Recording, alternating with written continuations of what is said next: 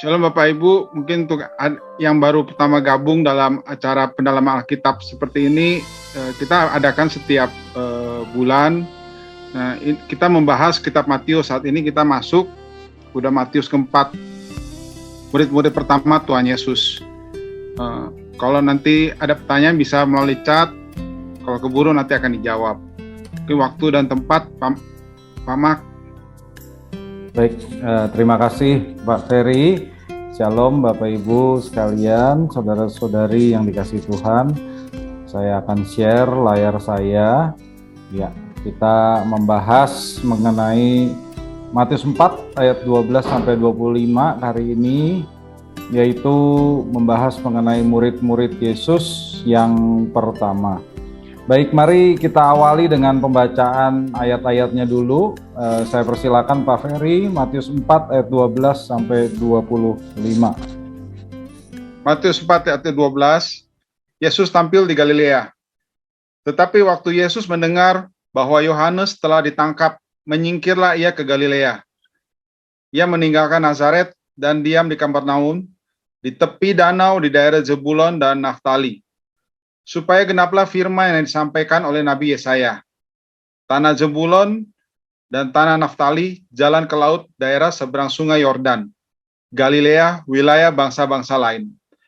Bangsa yang diam dalam kegelapan telah melihat terang yang besar, dan bagi mereka yang diam di negeri yang dinaungi maut telah terbit terang. Sejak waktu itulah Yesus memberitakan, bertobatlah, sebab kerajaan surga sudah dekat. Yesus memanggil murid-murid yang pertama. Dan ketika Yesus sedang berjalan menyusur danau Galilea, ia melihat dua orang bersaudara, yaitu Simon yang disebut Petrus, dan Andreas saudaranya. Mereka sedang menebarkan jala di danau, sebab mereka penjala ikan. Yesus berkata kepada mereka, "Mari, ikutlah aku, dan kamu akan kujadikan penjala manusia." Lalu mereka pun segera meninggalkan jalannya dan mengikuti dia. Dan setelah Yesus pergi dari sana, dilihatnya pula dua orang bersaudara, yaitu Yakobus anak Zebedeus dan Yohanes saudaranya, bersama ayah mereka Zebedeus, sedang membereskan jala di dalam perahu. Yesus memanggil mereka, dan mereka segera meninggalkan perahu serta ayahnya, lalu mengikut dia. Yesus mengajar dan menyembuhkan banyak orang. Yesus pun berkeliling di seluruh Galilea. Ia mengajar dalam rumah-rumah ibadat dan memberitakan Injil Kerajaan Allah, serta melenyapkan segala penyakit dan kelemahan di antara bangsa itu. Maka tersiarlah berita tentang dia di seluruh Syria, dan dibawalah kepadanya semua orang yang buruk keadaannya, yang menderita pelbagai penyakit dan sengsara, yang kerasukan, yang sakit ayan, dan yang lumpuh. Lalu Yesus menyembuhkan mereka. Maka orang banyak berbondong-bondong mengikuti dia. Mereka datang dari Galilea dan dari Dekapolis, dari Yerusalem dan dari Yudea, dan dari seberang Yordan. Baik, Bapak Ibu saudara-saudari yang dikasihi Tuhan, demikian pembacaan firman Tuhan pada hari ini. Kita akan masuk ke penjelasan dari ayat-ayat ini ya. Jadi di ayat 12 tadi dikatakan, tapi waktu Yesus mendengar bahwa Yohanes telah ditangkap, menyingkirlah ia ke Galilea. Nah, sebelumnya kan kita tahu bahwa Tuhan Yesus sesudah dia dibaptis dan berpuasa, ya, dia sudah mengalahkan iblis dalam pencobaan di padang gurun. Lalu Yesus mulai mengajar sebagai pemimpin yang membawa kerajaan Allah kepada Israel dan juga kepada dunia. Nah, dari pencobaan di padang gurun sampai dengan penyingkiran ke Galilea ini, terdapat kesenjangan waktu hampir 1 tahun loh Bapak Ibu. Jadi kejadian ini tidak terjadi secara langsung setelah Tuhan Yesus dicobai di padang gurun. Sebelum Yesus kembali ke Galilea, Tuhan Yesus itu melayani di Yudea, ya. Ini gambarnya. Jadi setelah Yesus dibaptis, baptisnya di mana? Di sini, ya, di Bethabara atau Betani di seberang Yordan, ya. Kemudian Yesus melayani di Galilea, di Yudea, maaf, di Yudea, ya. Tetapi kemudian Yesus mendengar bahwa Yohanes Pembaptis ditangkap, ya. Lalu di ayat 12 ini dikatakan Yesus menyingkir ke Galilea. Jadi Yesus menyingkir ke Galilea ini terjadi hampir 1 tahun setelah Yesus melayani di Yudea. Ya, Matius tidak menceritakan detailnya. Yohanes lah yang menceritakan rinciannya. Yohanes 1 ayat 26 sampai 4 ayat 3. Itulah pelayanan Yesus yang tidak dicatat oleh Matius. Nah, jadi hampir 1 tahun ini adalah tahun Yesus melayani sebagai rabi yang belum terkenal. Orang banyak belum mengenal dia, tetapi dia sudah mulai melayani. Ya. Lalu di sini kita melihat Bapak Ibu bahwa alasan Yesus menyingkir ke Galilea adalah karena Yohanes Pembaptis ditangkap. Dan Matius tidak menjelaskan mengapa Yohanes Pembaptis ditangkap. Di sini kita lihat ya bahwa sejarawan Flavius Josephus menjelaskan bahwa Yohanes Pembaptis itu ditangkap karena raja wilayah Galilea yaitu Herodes Antipas khawatir Yohanes menghasut rakyat untuk memberontak. Ya, karena Yohanes sudah punya banyak pengikut, Antipas takut nanti Yohanes dan pengikutnya yang begitu banyak memberontak terhadap Antipas, ya. Dan nanti Bapak Ibu di pasal 14 Matius diceritakan bahwa Yohanes itu juga ditangkap karena dia menegur Raja Herodes Antipas, ya. Ini mungkin terjadi sesudahnya. Jadi ada kemungkinan Yohanes Pembaptis ini tidak di penjara terus gitu ya, karena waktunya cukup lama. Ada kemungkinan dia di penjara terus, ada juga kemungkinan dia sempat dibebaskan lalu ditangkap lagi. Ya, nah sekarang siapa sih Antipas yang menangkap Yohanes tersebut? Nah ini ya, inilah Herodes Antipas, yang sebelahnya ini boneka. Ya, tapi kurang lebih katanya sih seperti inilah Herodes Antipas itu ya. Jadi dalam bahasa Yunani namanya ditulis begini, Herodes Antipas. Herodes Antipas, ya. Herodes Antipas adalah anak dari Raja Herodes Agung, yaitu Raja Yudea pada saat Tuhan Yesus lahir.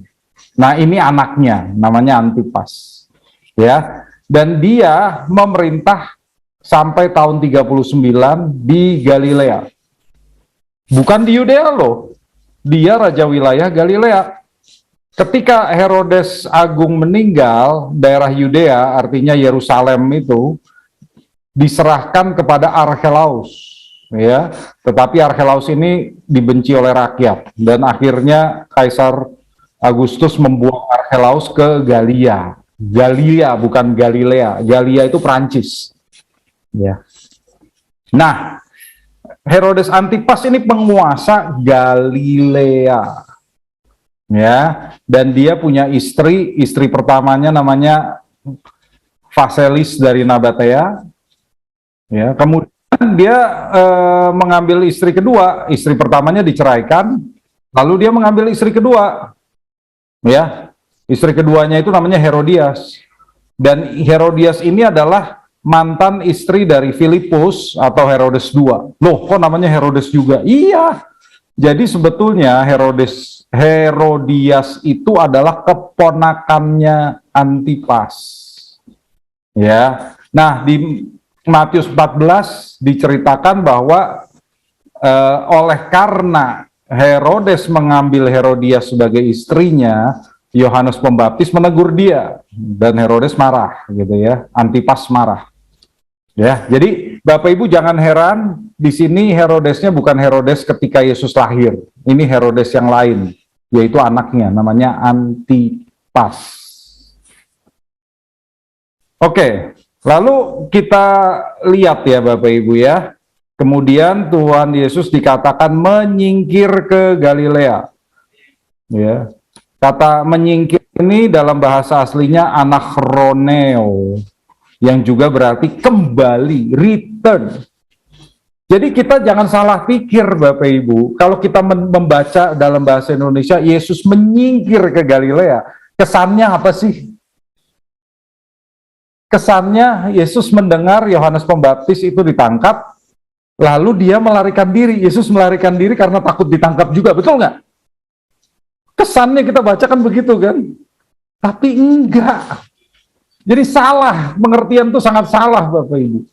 Karena Yesus itu jelas tidak menyingkir ke Galilea untuk menyelamatkan diri karena Yohanes ditangkap. Karena Galilea itu adalah justru wilayah kekuasaan Herodes Antipas yang memenjarakan Yohanes. Jadi itulah daerah berbahaya, daerah musuhnya. Jadi Yesus malah masuk ke daerah musuh. Kalau dia di Yudea, dia itu aman sebetulnya. Tapi dia malah masuk ke daerah musuh. Karena Galilea itu justru adalah tempatnya Antipas yang memenjarakan Yohanes. Ya, jadi tolong pengertian kita diubah. Kata menyingkir ini sebetulnya nggak tepat sebetulnya. Malah seharusnya kita bilang, kita baca, Yesus kembali ke Galilea. Artinya Yesus pulang ke kampung halamannya. Kenapa? Karena Yohanes Pembaptis ditangkap. Loh, yang nangkap siapa? Orang Galilea, Raja Galilea. Loh, kenapa dia malah ke Galilea? Ya, cari gara-gara berarti masuk ke tempat musuh. Ya kan? Jadi sengaja, justru Yesus sengaja mau mendekat ke tempat musuhnya, bukan melarikan diri. Ya, oke. Nah, di sini Bapak Ibu, pada tahun 20 Masehi, Herodes Antipas mendirikan kota yang disebut Tiberias, ya, dan menjadikannya ibu kota Galilea. Sebelum Tiberias, ibu kota Galilea apa? Ada yang tahu nggak Bapak Ibu? Ada yang tahu nggak? Sebelum Tiberias, ibu kota Galilea apa? Sepphoris, ya. Sepphoris itu kota tetangganya Nazaret. Jadi orang Nazaret itu mungkin kerjanya di Sepphoris karena itu kota besar.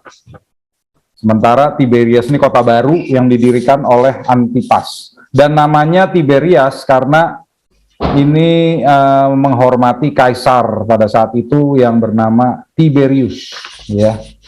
Nah, Tiberias ini jaraknya hanya 16 km dari Kapernaum, dan Kapernaum itulah pusat pelayanan Yesus di Galilea. Ya. Jadi ingat ya Bapak Ibu ya, kata menyingkir ini sebetulnya kurang tepat karena Yesus pulang ke kampung halamannya setelah mendengar Herodes menangkap Yohanes Pembaptis, dan dia justru mendekat kepada Antipas yang memenjarakan Yohanes. Oke. Apakah ada yang mau ditanyakan dulu sampai di sini Bapak Ibu? Sebelum kita baca ayat 13. Ya, jadi kita baca bahasa Indonesia agak hati-hati ya. Yesus itu tidak melarikan diri ya. Oke, kita lanjutkan ayat 13 ya. Ayat 13 dikatakan, ia meninggalkan Nazaret dan diam di Kapernaum, di tepi danau, di daerah Zebulon dan Naftali. Ya. Nah, ini juga sebetulnya ada kejadian yang tidak diceritakan oleh Matius. Jadi Matius ini ternyata banyak menghilangkan rincian kisah Yesus juga gitu loh, yang sebetulnya terjadi. Karena ketika Yesus pulang dari Yudea ke Galilea, dia kembali ke kampung halamannya, dan kampung halamannya itu adalah kota Nazaret. itulah tempat tinggal ibunya, Maria, dan adik-adiknya yang masih tinggal di Nazaret. Sementara ayahnya Yusuf sudah meninggal. Ya, jadi Yesus kembali ke rumahnya sebetulnya di Nazaret. Tetapi apa yang terjadi di Nazaret? Yesus ditolak karena dia menyatakan akan melayani orang-orang non-Yahudi. Itulah alasan orang-orang Nazaret tidak suka dengan Yesus. Coba di sini kita lihat di Lukas ya. Kisah ini tercatat di Lukas 4 ayat 16 sampai 30. Tetapi coba kita baca hanya ayat 25 dan 26. Lukas 4 ayat 25 dan 26 saja. Lukas 4 ayat 25 dan 26. Ya, silakan Pak Ferry. Lukas 4 ayat 25. Dan aku berkata kepadamu, dan kataku ini benar, pada zaman Elia terdapat banyak perempuan janda di Israel, ketika langit tertutup selama 3 tahun dan 6 bulan, dan ketika bahaya kelaparan yang hebat menimpa seluruh negeri. Tetapi Elia diutus bukan kepada salah seorang dari mereka, melainkan kepada seorang perempuan janda di Sarfat di tanah Sidon. 26, udah ya? Udah. Oke. Ya, di sini kita lihat ya. Jadi itulah alasannya orang Nazaret marah dan kemudian ingin melemparkan Yesus ke jurang ya. Karena dia berkata dia akan melayani orang-orang non-Yahudi ya. Di situ pada saat itu di Galilea, orang non-Yahudi itu banyak. Jadi orang Yahudi itu membenci orang-orang non-Yahudi. Di sana banyak sekali orang-orang non-Yahudi. Ya, dan kalau Yesus mengatakan mereka juga tuh orang-orang non-Yahudi itu akan dilayani. Nah, itulah yang menyebabkan orang-orang Nazaret mau membunuh Yesus. Maka karena Yesus ditolak di Nazaret, dia pindah ke kota yang namanya Kapernaum. Ya, Nazaret di sini ya Bapak Ibu ya. Di sini Nazaret, dia pindah ke kota Kapernaum. Kapernaum itu di tepi Danau Galilea. Ya, Kapernaum itu nama aslinya dalam bahasa Ibrani adalah Kefarnahum. Kefarnahum artinya desa Nahum, desa penghiburan. Jadi sebetulnya ini tidak ada hubungannya dengan Nabi Nahum. Ada kan kalau di Perjanjian Lama Nabi Nahum, nggak ada hubungannya gitu ya. Nabi Nahum bukan dari kota Kapernaum, bukan. Cuma Nahum itu artinya penghiburan. Jadi Kefarnahum artinya kota penghiburan. Ya. Nah, dulu ketika bangsa Israel baru pertama kali menduduki tanah Kanaan, kota Nazaret terdapat di wilayah Zebulon. Sementara kota Kapernaum itu ada di wilayah Naftali. Ini di kerajaan Israel Utara ya Bapak Ibu. Sementara kalau Yudea itu ada di kerajaan Yehuda. Ya, tetapi sekarang sudah nggak begitu nih di zaman Perjanjian Baru, daerah ini disebut Galilea. Ya. Nah, yang menarik adalah kalau kita baca di ayat 14 sampai 16, ya saya bacakan kembali. Mengapa Yesus harus tinggal di wilayah Zebulon dan Naftali? Supaya genaplah firman yang disampaikan oleh Nabi Yesaya, kata Matius, yaitu tanah Zebulon dan tanah Naftali, jalan ke laut, daerah seberang sungai Yordan, Galilea, wilayah bangsa-bangsa lain, bangsa yang diam dalam kegelapan telah melihat terang yang besar, dan bagi mereka yang diam di negeri yang dinaungi maut telah terbit terang ya. Jadi Bapak Ibu di sini Matius mengutip nubuat Yesaya, tepatnya dari Yesaya 8 ayat 23 dan Yesaya 9 ayat 1 ya. Ini dalam Alkitab bahasa Ibrani ya. Kalau dalam Alkitab bahasa Inggris akan bergeser jadi Yesaya 9 ayat 1 dan 9 ayat 2. Jangan salah ya. Kalau di bahasa Indonesia mengikuti Alkitab bahasa Ibrani ini 8 ayat 23 dan 9 ayat 1. Ya saya bacakan ya. Tetapi tidak selamanya akan ada kesuraman untuk negeri yang terimpit itu. Kalau dahulu Tuhan merendahkan tanah Zebulon dan tanah Naftali, maka di kemudian hari Ia akan memuliakan jalan ke laut, daerah seberang sungai Yordan, wilayah bangsa-bangsa lain.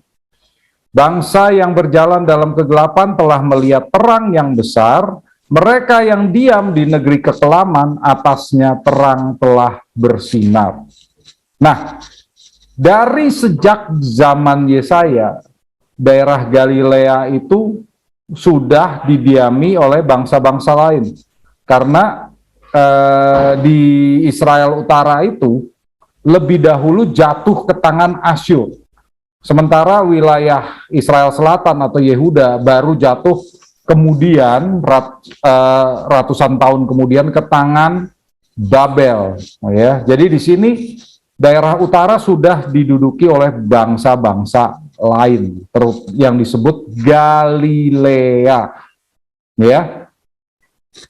Nah, kalau di sini kita melihat ada kata jalan ke laut, memuliakan jalan ke laut. Ini adalah jalur perdagangan, ya. Jalur perdagangan ke Laut Mediterania yang harus lewat ke Galilea. Dan wilayah bangsa-bangsa lain yang di Yesaya 8 ayat 23, seberang sungai Yordan, wilayah bangsa-bangsa lain dalam bahasa aslinya disebut Gelil HaGoyim. Gelil HaGoyim atau Galilea dari bangsa-bangsa lain. Jadi sebetulnya dalam Alkitab Perjanjian Lama, wilayah bangsa-bangsa lain ini sebetulnya menunjuk kepada Galilea. Ya, saya nggak tahu kenapa di bahasa Indonesia tidak diterjemahkan Galilea, ditulisnya wilayah bangsa-bangsa lain. Harusnya ini Galilea dari bangsa-bangsa lain, persis seperti yang di Perjanjian Baru.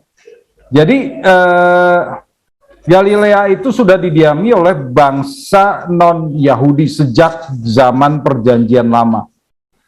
Tapi seperti Yesus katakan yang menyebabkan dia ditolak di Nazaret, Yesus akan melayani orang-orang non-Yahudi juga, sekalipun orang Yahudi membenci orang non-Yahudi.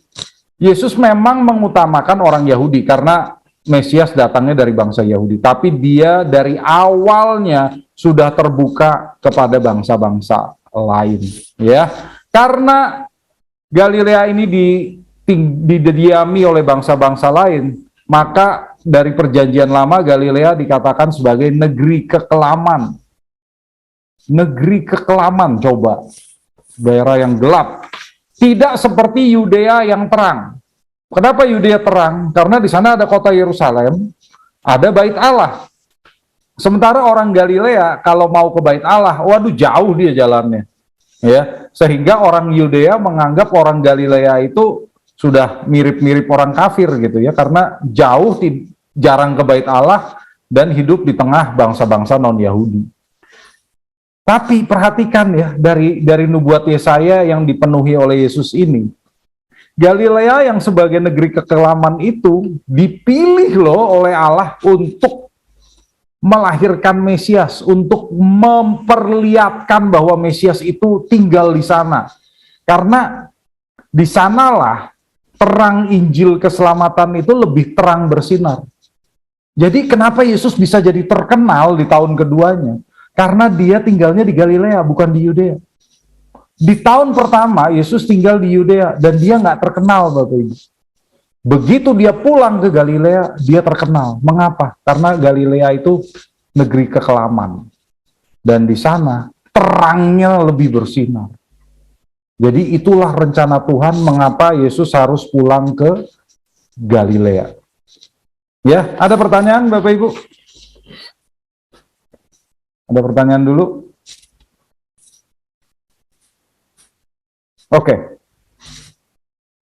Nah, di sini seperti Matius berkata, bangsa yang berjalan dalam kegelapan telah melihat terang yang besar, ya, yang berasal dari nubuat Yesaya, yang sesungguhnya biasanya sering digunakan sebagai ayat untuk menjelang Natal gitu ya. Ayat ini sering saya lihat gitu ya, dikhotbahkan.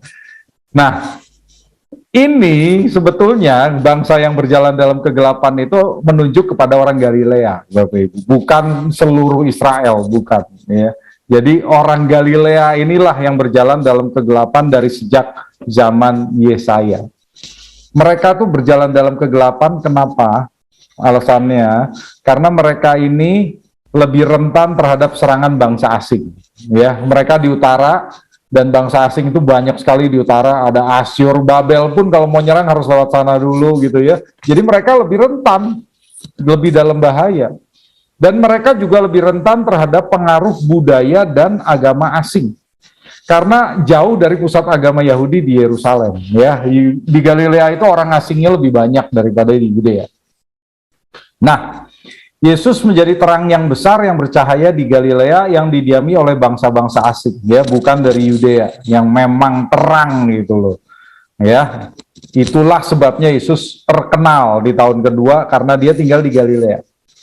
Dan pengharapan besar terbit bagi bangsa yang tinggal tanpa harapan bersama dengan bangsa-bangsa asing.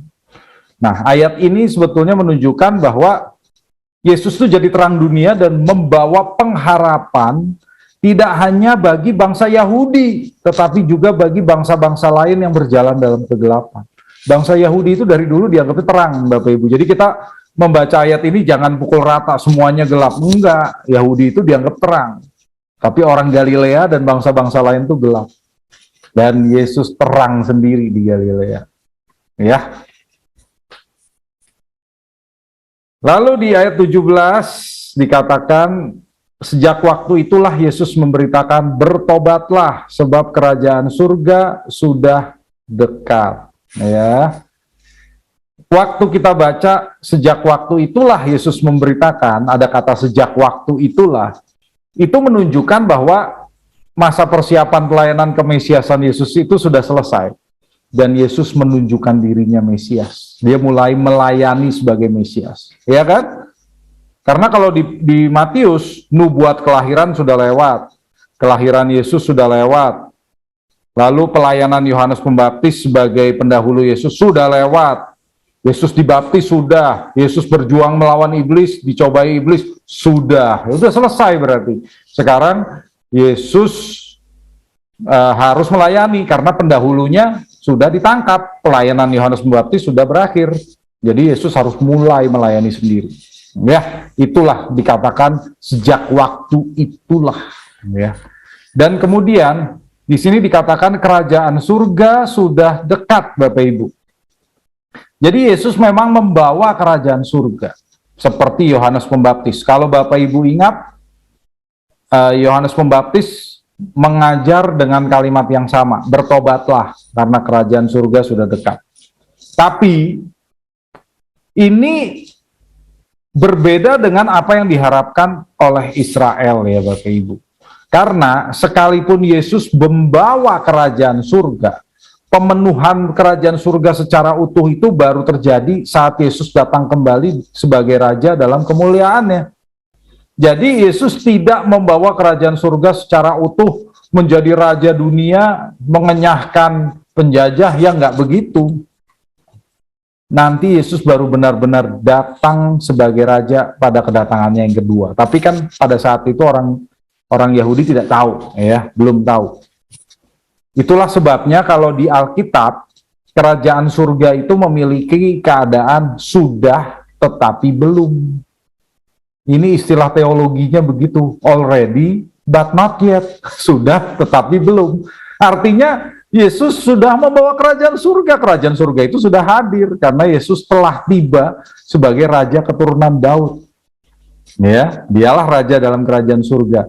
Tapi kerajaan surga itu belum mencapai kepenuhan akhirnya, Bapak Ibu. Ya, jadi kerajaan surga yang utuh belum datang, tetapi kerajaan surga yang dibawa oleh Yesus itu sudah datang sampai sekarang.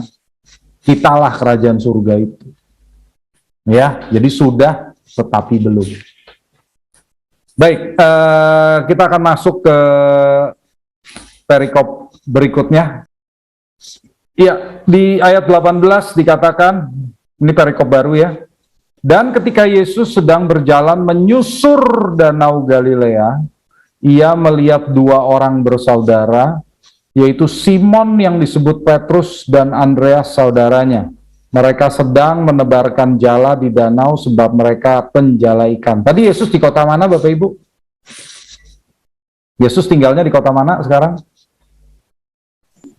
Kapernaum. Kapernaum, ya, di Kapernaum ya. Jadi dia udah nggak di Nazaret lagi, ya. Kapernaum itu di sini nih, Bapak Ibu. Nih. Ya. Kapernaum ini Danau Galilea, bentuknya seperti buah pir, ya. Nah, di sini Sungai Yordan mengalir dari mata airnya. Mata air Sungai Yordan itu ada di Gunung Hermon, ya. Air Sungai Yordan masuk ke Danau Galilea, lalu keluar di sebelah selatan, mengalir terus sampai ke Laut Mati. Ya, Laut Mati itu lalu nggak keluar lagi udah, karena nggak keluar kemana-mana. Laut Mati itu jadi asin, kadar garamnya tinggi sekali. Sementara Danau Galilea ini airnya air tawar, ya. Jadi sangat berbeda, Bapak Ibu. Nah, Danau Galilea disebut juga Danau Tiberias. Jadi ada beberapa nama dari Danau Galilea yang kita perlu tahu. Danau Tiberias atau Danau Kineret. Kalau di Perjanjian Lama, Danau Galilea ini disebut Danau Kineret. Dan di Lukas, danau ini disebut Danau Genesaret. Danau Genesaret itu mana? Karena di sini ada kota yang namanya Genesaret, ya. Ada kota Genesaret, ada kota Tiberias. Jadi ada yang menyebut Danau Genesaret, ada yang menyebut Danau Tiberias, ya. Dan ya semuanya sama sebetulnya, semuanya sama, yaitu Danau Galilea. Ya, kita lihat di sini banyak kejadian penting, ya, yang terjadi di sekitar Danau Galilea, Bapak Ibu. Yesus tinggalnya di sini, di Kapernaum. Di atasnya ada kota Khorazim, ya. Di sebelah timurnya ada kota Betsaida. Betsaida ini kampung halamannya murid-murid Yesus, ya. Simon Petrus, Andreas, Yohanes, Yakobus itu datang dari Betsaida. Kemudian di sini ada kota Tiberias, ada kota Magdala. Magdala itu adalah kampung halamannya Maria Magdalena, ya. Lalu di seberangnya ada daerah yang sekarang namanya Kursi, ya, dulu namanya Gergesa. Nah, disinilah Yesus mengusir roh-roh jahat, setan-setan dari seorang yang kerasukan, dan kemudian setan-setan itu masuk ke dalam babi, ya. Itulah sebabnya, Bapak Ibu, kalau babi itu enak karena di dalamnya ada setannya. Nah, terjadinya di sini, ya, Bapak Ibu, ya, di seberangnya. Ini namanya, tempat ini namanya Kursi sekarang, ya. Oke, tapi Yesus banyak sekali tinggal di Kapernaum, ya, kota Kapernaum itu di sini. Nah, Danau Galilea ini permukaan airnya terdapat di ketinggian 212 meter di bawah permukaan laut. Jadi rendah loh, di bawah permukaan laut. Jadi ini cekungan, Bapak Ibu. Cekungan, ya, di mana Sungai Yordan itu mengalir lalu tertampung di sini. Dan ini lebih tinggi daripada Laut Mati. Kalau Laut Mati itu 430 meter di bawah permukaan laut, ya. Luar biasa, ya. Nah, di sini di barat dan timur dari Danau Galilea ini adalah dataran tinggi. Di sebelah timur ini dataran tinggi Golan, ya, yang sekarang diduduki Israel. Sebelumnya ini wilayah Syria, tapi sekarang diduduki Israel, ya. Dataran tinggi Golan. Dan di sini tinggi, ya, di sini ada Gunung Hermon yang bersalju loh, tinggi sekali, ya. Dan rata-rata pegunungan di sekitar Danau Galilea ini tingginya 800 meter di atas danau. Sehingga kalau terjadi angin ribut itu sangat mungkin, sekalipun jarang, ya. Jadi itulah alasannya mengapa Danau Galilea ini bisa mengalami badai atau angin ribut, ya.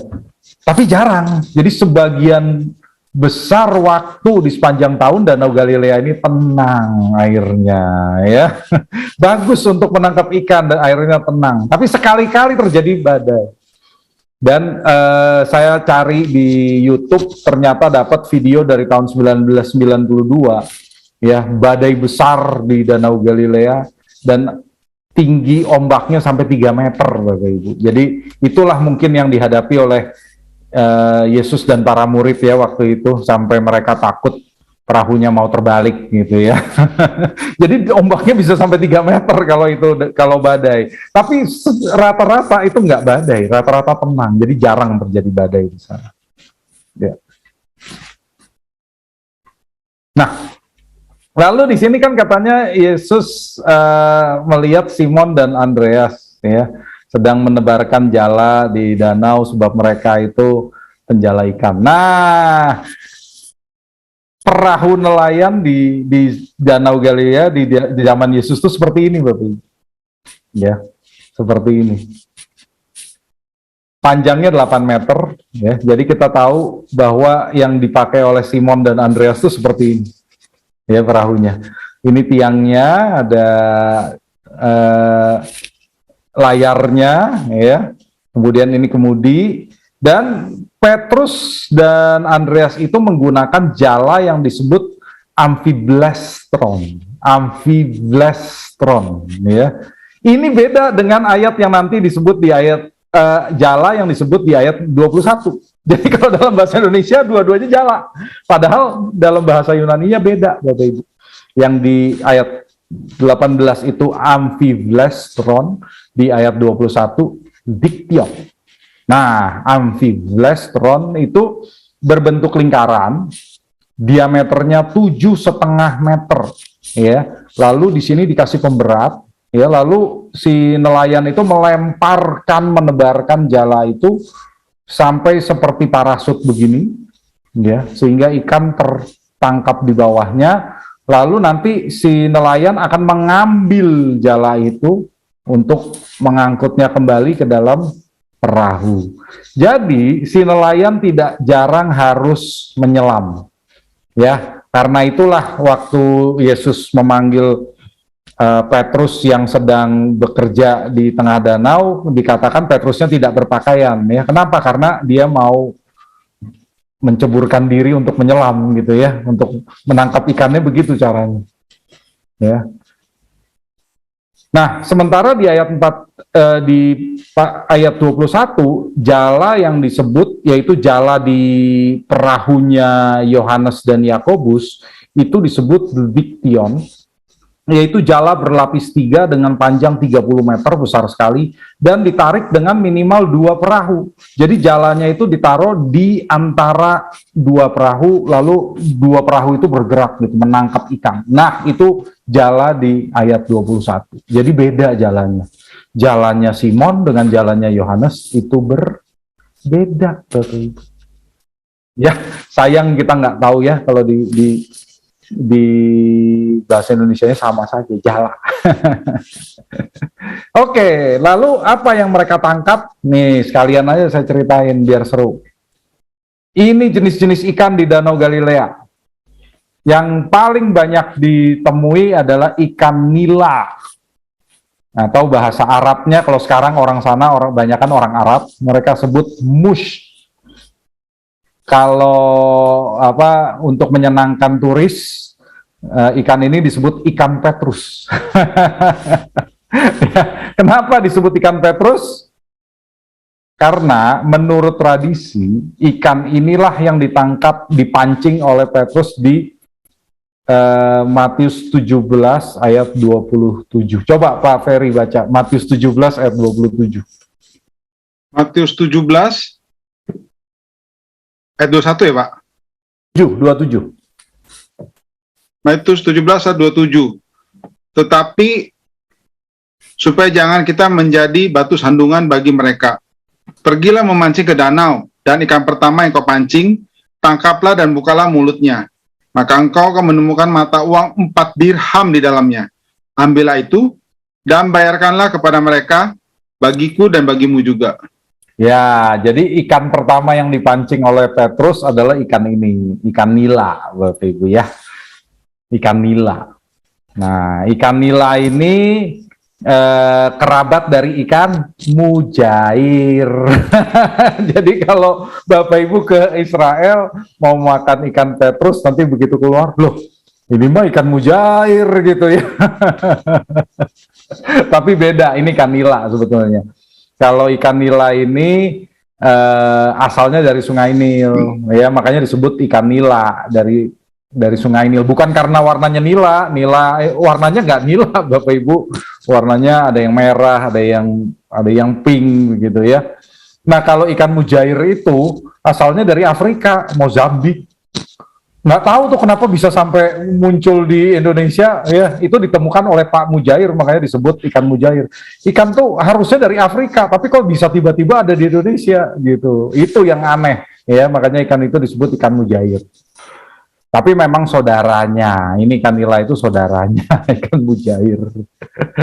Ya, nah ikan-ikan jenis lain yang ditangkap oleh nelayan di Danau Galilea ya adalah ikan ini Kinneret bleak namanya, atau sarden air tawar. Ya, ini ikannya kecil, cuma 18 cm. Ya, kalau ikan nila itu bisa 40 cm. Kalau ikan nila di Danau Galilea itu bisa sampai 40 cm. Ikan Kinneret bleak ini cuma 18 cm, kecil. Dan biasanya ini diasinkan, dijadikan asinan. Jadi bukan ikan asin yang dijemur Bapak Ibu, tapi diasinkan ya, masih lembek gitu diasinnya ya. Dan ini dijadikan makanan seperti ini, asinan sarden Israel sampai sekarang. Kalau ikan nila digoreng ya, digoreng seperti ini, makannya pakai kentang, pakai jeruk lemon, garam, merica, selesai. Jadi Bapak Ibu kayaknya kalau ke sana butuh kecap manis dan sambal gitu kan. Kalau nggak bingung makannya gimana ini. Nah, kemudian ikan yang banyak ditemui lagi di sana namanya ikan bini. Bini itu bahasa Arab ya, bukan bini bahasa Indonesia. Ini bahasa Arab. Kalau orang Amerika, Inggris menyebutnya ikan barbel ya. Ini keluarga ikan mas. Dan panjangnya bisa sampai 1 meter ya. Kemudian ada ikan lele di sana ya. Ikan lele yang panjangnya bisa sampai 50 cm besar. Tapi orang Yahudi tidak makan ikan lele. Ini tidak kosher. Ya. Kenapa tidak kosher? Ada yang tahu? Nggak bersisik. Tidak bersisik ya, sisiknya nggak kelihatan, jadi nggak boleh. Tapi bukti arkeologis menemukan ternyata orang Yahudi makan juga, jadi melanggar hukum Taurat. Ya cuma sebetulnya dilarang gitu ya, tapi kenyataannya dimakan juga sih. Nah, murid-murid Yesus yang pertama itu adalah ini 4 orang ini ya. 4-4-nya orang Betsaida, Bapak Ibu. Lahirnya di Betsaida. Nah, yang disebut pertama adalah Simon Petrus. Sebetulnya Simon dulu belum disebut Petrus. Nanti Simon itu baru disebut Petrus ketika Tuhan Yesus berkata, engkau adalah Petrus dan di batu karang ini aku akan mendirikan jemaat. Baru Simon disebut Petrus. Tetapi dari awal penulis Injil sudah menyebut Simon Petrus. Kenapa? Karena Injil ini ditulis sesudah kejadian itu ya. Jadi jangan heran. Tapi sebetulnya nama aslinya Simon itu adalah Simon. Nah inilah Simon, lahir tahun 1 dan meninggal tahun 68 di Roma. Jadi dia ini kelihatannya murid Yesus yang tertua. Ya. Kemudian adiknya namanya Andreas. Andreas lahir tahun 5 dan meninggal tahun 60 di Patras, Yunani Barat. Ya. Keduanya kakak beradik, ya, dan kemudian kita melihat ada kakak beradik lain yang namanya Yakobus dan Yohanes. Biasanya orang menyebut Yakobus yang ini adalah Yakobus besar, Big James. Kenapa? Karena ada Yakobus muda. Ya, Yakobus muda itu Yakobus anak Alfeus, ya. Ini Yakobus anak Zebedeus. Yakobus besar atau Yakobus anak Zebedeus lahir tahun 5 dan meninggal tahun 44 di Yerusalem. Sementara adiknya Yohanes itu lahir tahun 15 dan meninggal tahun 100 di Efesus. Jadi murid Yesus yang termuda itu adalah Yohanes. Dan kelihatannya di saat Yesus memanggil Yohanes, umurnya baru berapa Bapak Ibu? Paling tahu? Baru berapa? 16. Enggak, belum sampai 13 tahun. Ya, jadi Yohanes itu masih sangat muda loh. Yang lain ya Petrus umurnya sudah 25 tahun ya. Jadi Petrus memang sudah tua ya. Sudah cukup umur dan dia sudah menikah. Yang lain belum ya. Nah, sekarang pertanyaan saya, siapa ayah dan ibu Yohanes? Ada yang tahu? Yohanes dan Yakobus, ayah ibunya siapa namanya? Siapa ayahnya Yohanes dan Yakobus? Zebedeus. Ibunya namanya? Ibu Yohanes siapa namanya? Ada yang tahu? Ibu Zebedeus dong Pak. Nyonya Zebedeus. Nyonya Zebedeus itu namanya Salome, ya. Ada di Alkitab ada Salome namanya, ya. Oke, dan mereka tinggal di Kapernaum, tapi dulunya mereka lahirnya keempat orang ini lahirnya di Betsaida, tapi mereka tinggalnya sekarang di Kapernaum. Oke, dan pertanyaan berikutnya, siapa ayah Simon dan Andreas? Ada yang tahu? Ini buat guru sekolah minggu boleh nih, ayo tanyain. Yunus Pak, Simon bin Yunus. Ya, Simon bin Yunus. Ya, tapi itu kelihatannya kurang tepat Bapak Ibu, karena dalam bahasa aslinya kan dikatakan Simon Baryona. Ya, dan Baryona itu kelihatannya bukan Yunus. Karena kalau di Yohanes, Yesus memanggil Simon dengan perkataan apa? Simon anak Yohanes. Jadi kemungkinan nama asli orang tuanya Simon dan Andreas itu adalah Yohanes. Jadi harusnya yang dikatakan di Matius itu bukan Simon Baryona, tapi Simon Baryoana. Nah, kalau Simon Baryoana artinya orang tuanya Simon namanya Yohanes. Jadi bukan Yohanes yang ini, bukan. Jadi ini papanya Simon namanya Yohanes juga gitu kebetulan nih. Jadi begitu. Kalau kita melihat di ayat-ayat berikutnya, mari kita baca dulu ya, saya bacakan dulu supaya jelas. Ayat 19, Yesus berkata kepada mereka, mari ikutlah aku dan kamu akan kujadikan penjala manusia. Lalu mereka pun segera meninggalkan jalannya dan mengikuti dia. Ayat 21, dan setelah Yesus pergi dari sana, dilihatnya pula dua orang bersaudara, yaitu Yakobus anak Zebedeus dan Yohanes saudaranya bersama ayah mereka Zebedeus sedang membereskan jala di dalam perahu.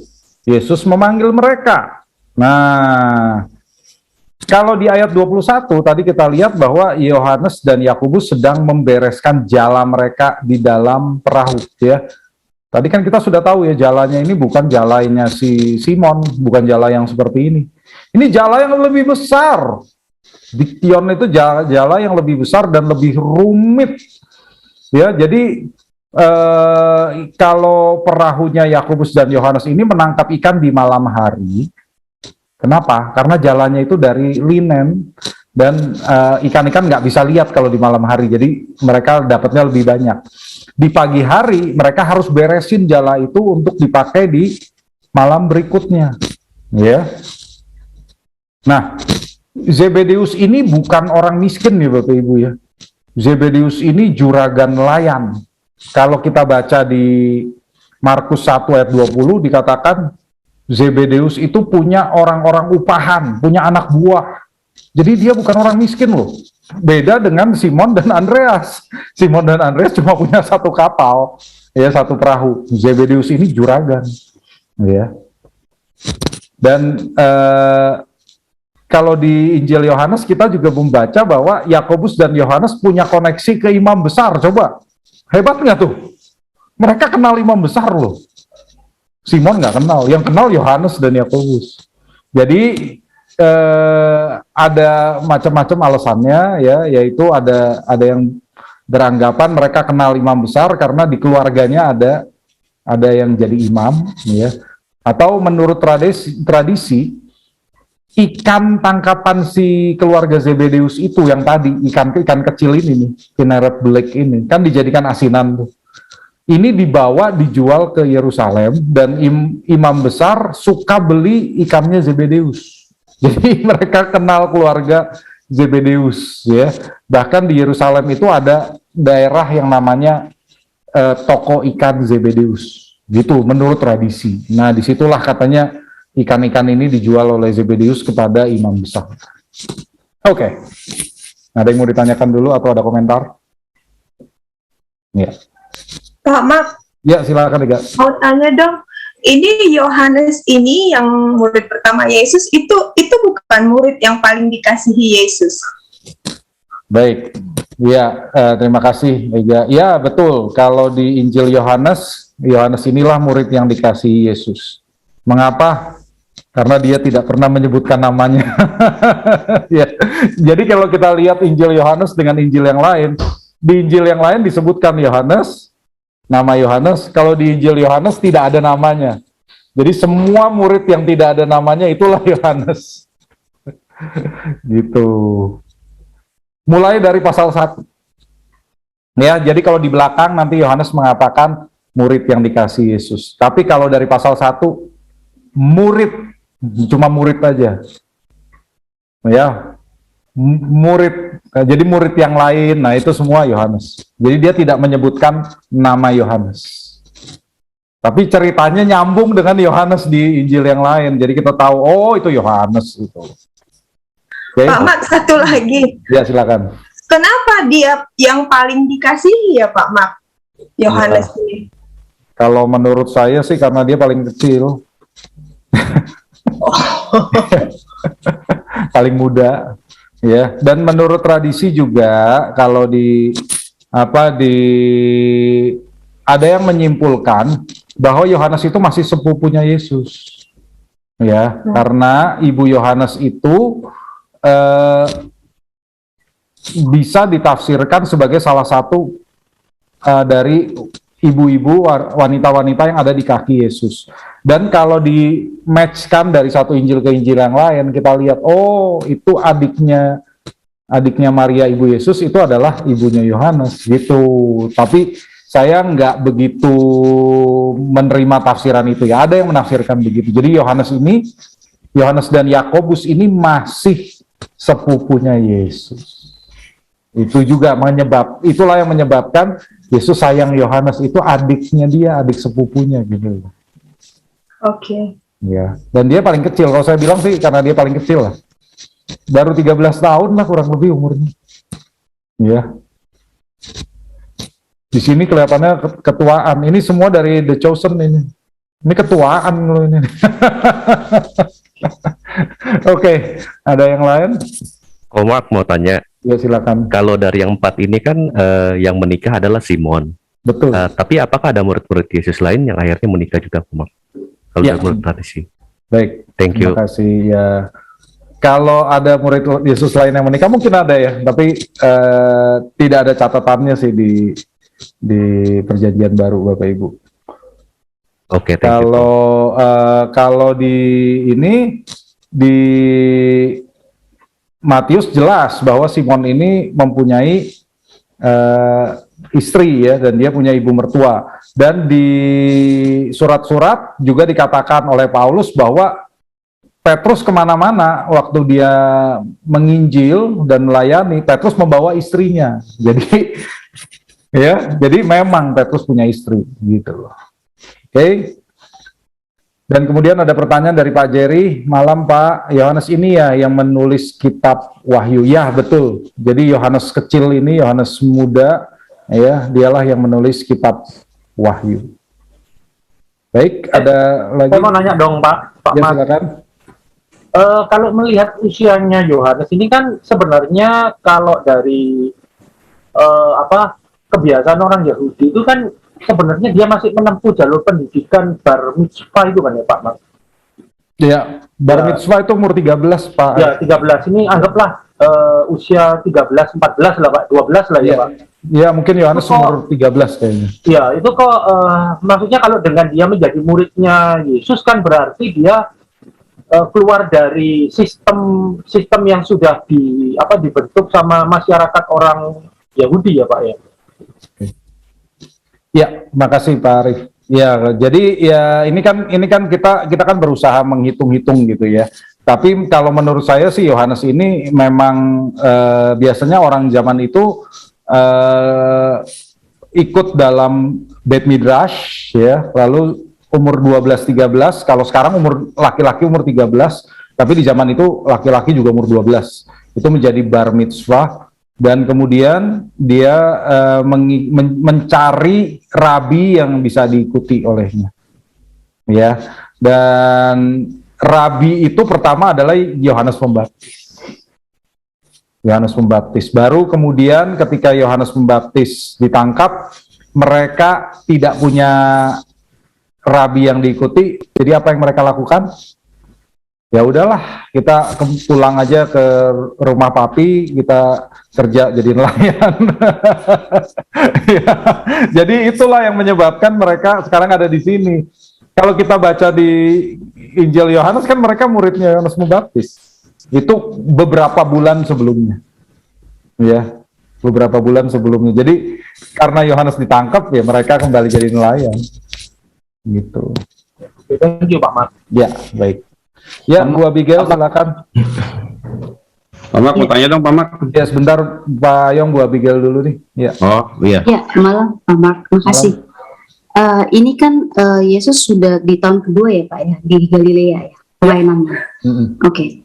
Nah, terus ini kan dia memanggil Simon Petrus, Andreas, Yakobus, Yohanes, dan mereka itu kan dikatakan di sini langsung meninggalkan pekerjaan lain. Betul, betul. Nah, kira-kira apa sih yang membuat mereka itu sebegitunya meninggalkan pekerjaannya? Apa karena mereka mengetahui bahwa ini adalah rabi besar yang masih saudara dengan Yohanes Pembaptis, atau aura dari Yesus itu sendiri, atau bagaimana Pak Mak? Baik, ya segera habis ini saya jelasin. Oh, Ya, gitu. Sabar. Oke, ya silakan Pak Yong. Ya, pertanyaan saya agak mirip-mirip tadi dengan Ibu tadi.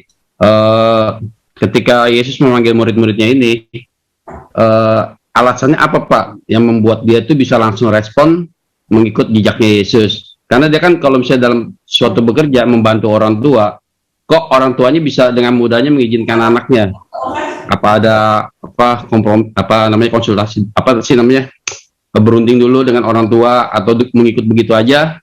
Dan kok alasannya kenapa orang tua bisa langsung mengizinkannya? Langsung mengizinkan gitu ya. Apalagi si Yohanes itu masih kecil gitu ya. Oke Pak, itu aja Pak. Oke, ya thank you. Ya segera habis ini saya jelasin. Ada lagi Bapak Ibu? Halo Pak Mak. Ya silakan. Ya Pak, nyambung tadi pertanyaannya Pak Arif Pak ya.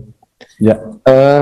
Bukan apa bisa dikatakan bahwa Yesus sendiri kan juga rabi Pak ya? Rabi, betul. Iya, artinya berarti bisa dikatakan juga bahwa Yohanes ya mungkin ikut Beit Midrashnya yaitu dengan Rabi Yesus gitu Pak ya. Oke. Ya, jadi begini Pak, biasanya kalau di zaman itu ya, mereka itu kan ke Beit Midrash setempat. Jadi di daerah sana di Kapernaum itu kan ada sinagog yang terkenal tuh, ya. Jadi mereka akan bersekolah di sana belajar. Lalu murid-murid yang terbaik, siswa-siswa lah kita bilangnya, belum jadi murid gitu ya, siswa yang terbaik akan mencari rabi di mana mereka bisa belajar seumur hidup, bukan seumur hidup, belajar mengikuti hidupnya dia. Jadi rabi itu pergi kemana mereka ikut. Jadi yang disebut dengan murid atau talmidim, nanti saya jelaskan di belakang, itu bukan di Beit Midrash. Kalau di Beit Midrash mereka belajar aja, tapi sesudah lulus mereka jadi muridnya rabi. Jadi belajar hidupnya si rabi, bukan belajar tentang menghafal Taurat, itu sudah ada di Beit Midrash gitu loh. Ya, ini kejadian sesudahnya setelah mereka jadi bar mitzvah. Biasanya yang paling pinter akan meminta jadi pengikut rabi terkenal gitu loh. Sementara yang kurang pinter, nggak ada rabi yang mau terima, akhirnya mereka pulang ke orang tuanya dan bekerja gitu. Oke, Ya. Pak. Thank you, Pak. Ya, jadi Ahmad. anak-anak ini ya silakan Mega. Menyambung, kan Bapak bilang setelah mereka lulus yang terbaik akan mencari rabi ya. Betul. Tapi kenapa sebaliknya Tuhan Yesus kan rabi? Kenapa dia yang mencari murid ya? Iya, Bukan nah itu murid yang nanti mencari rabi. Iya, nah itu ntar saya jelasin juga di sini. Ya, jadi keempat anak-anak ini ternyata mereka ikutnya ke rabi yang namanya Yohanes, gitu, Yohanes Pembaptis. Tapi nanti kemudian ya akhirnya jadi murid Yesus, gitu ya. Oke. Saya lanjutkan dulu dah, kelihatannya ini udah menyambung dengan apa yang berikutnya. Nah, jadi Bapak Ibu, sebetulnya apa yang terjadi di Danau Galilea ini bukanlah pertemuan keempat murid itu dengan Yesus. Ya. Karena Yohanes 1 ayat 35 sampai 37 sudah menceritakan bahwa di awal pelayanan Yesus beberapa bulan kemudian di tahun pertama pelayanan Yesus, setelah Yesus dibaptis di Yudea, Andreas dan Yohanes itu jadi muridnya Yohanes Pembaptis. Dan ketika Yesus lewat, Yohanes bilang, itu anak domba Allah. Mereka ikut Yesus. Coba kita lihat ya di Yohanes 1 ayat 35 sampai 37. Coba Pak Ferry, Yohanes 1 ayat 35 sampai 37. Yohanes 1 ayat 35. Pada keesokan harinya, Yohanes berdiri di situ pula dengan 2 orang muridnya. Dan ketika ia melihat Yesus lewat, ia berkata, lihatlah anak domba Allah. Kedua murid itu mendengar apa yang dikatakannya itu, lalu mereka pergi mengikut Yesus.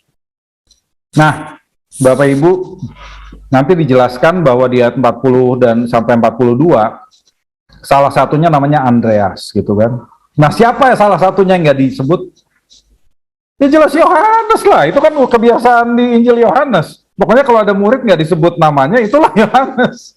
Jadi satunya Yohanes, satunya Andreas. Lalu Andreas memperkenalkan Simon kepada Yesus.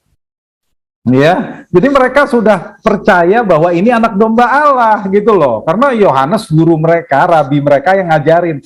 Itu waktu Yesus lagi lewat di depan mereka, tuh anak domba Allah kata Yohanes. Dan mereka langsung mendekat kepada Yesus kan. Rabi, engkau tinggal di mana katanya. Terus Yesus bilang, ayo sini ikut. Terus mereka malam itu nginep di rumahnya Yesus di Yerusalem, bukan di Galilea ya. Lalu kemudian Andreas memperkenalkan Simon, bawa Simon kepada Yesus. Jadi Simon juga ada di sana. Kalau ada Yohanes, kita bisa asumsikan ada Yakobus, karena Yakobus itu kokonya Yohanes. Ya, jadi kita bisa asumsikan ada, sekalipun di Yohanes 1 tidak diceritakan. Maka Bapak Ibu, kalau di Yohanes 2 kan ada perkawinan di Kana gitu kan, dikatakan Yesus dan murid-muridnya diundang. Jadi kemungkinan 4 orang ini juga itulah yang disebut murid-murid di perkawinan di Kana itu. Kenapa mereka disebut murid-muridnya? Padahal mereka masih muridnya Yohanes. Ya karena kitab ini kan ditulis setelah kejadian itu. Dan perkawinan di Kana itu terjadi di Galilea. Dan keempat orang ini kan orang Galilea gitu loh. Ya, itulah sebabnya mereka ada di sana. Jadi mereka tuh orang Galilea semua. Ya. Dan saat itu kan Yesus belum memilih 12 orang jadi murid intinya Yesus gitu loh ya. Itu kan belum dipilih. Nah, dan Yohanes masih ada. Jadi sebetulnya mereka ini masih jadi muridnya Yohanes. Ketika Yohanes Pembaptis ditangkap, mereka kembali jadi nelayan. Nah, jadi kejadian di Matius 4 ini terjadi beberapa bulan setelah pertemuan pertama mereka dengan Yesus, Bapak Ibu. Ya. Oke, ada pertanyaan dari Bu Molly. Izin Pak Mark, Yohanes jadi murid yang dikasih Yesus karena ada hubungan keluarga atau sepupu, sepertinya agak KKN ya istilah sekarang. Bagaimana kalau dari segi karakter kita melihat Ada nggak yang mencatat itu Pak Mat? Ya, ya memang ini kelihatannya, saya kira sih mungkin kalau kita cek di jurnal teologi mungkin ada ya. Makanya saya sih nggak terlalu sepakat pada tafsiran bahwa Yohanes dan Yakobus itu masih sepupunya Yesus gitu loh. Saya kurang sepakat dengan tafsiran itu. Tapi menurut saya, mengapa Yesus paling sayang pada Yohanes adalah karena Yohanes itu paling kecil. Kalau menurut saya itu, ya, karena paling muda, baru 13-an tahun lah. Jadi itulah alasannya mengapa Yesus sayang Yohanes. Ya, ini adik kecil nih, gitu ya. Yang lain udah 18, 20-an tahun, ini masih 13. Jadi kelihatannya sih itu, Bapak Ibu. Oke, jadi ini kalau ditanyain tadi, mengapa sih mereka begitu Yesus panggil mereka, ayo ikutlah aku. Mereka langsung tinggalin segalanya. Ya, tinggalin pekerjaan mereka. Seperti itu sesuatu impuls emosional gitu ya. Ya enggak lah Bapak Ibu. Enggak. Jadi mereka kenal Yesus itu siapa. Waktu dari Yohanes 1 mereka sudah tahu Yesus itu Mesias. Ya, dan ketika di Matius 4 ini Yesus panggil mereka, pemanggilan mereka itu adalah sebagai murid, sebagai talmidim. Jadi ini adalah rabi yang memanggil murid-muridnya, ya. Rabi yang memanggil murid-muridnya. Dan mereka dulunya muridnya siapa? Yohanes, ya kan? Dan mereka jadi nelayan itu karena Yohanes ditangkap. Jadi memang dari dulunya mereka tuh muridnya rabi lagi. Jadi wajar aja. Ini ada rabi lain panggil saya, ya udah saya ikut. Ya. Dan kenapa sih Zebedeus biarin tuh si Yohanes dan Yakobus pergi?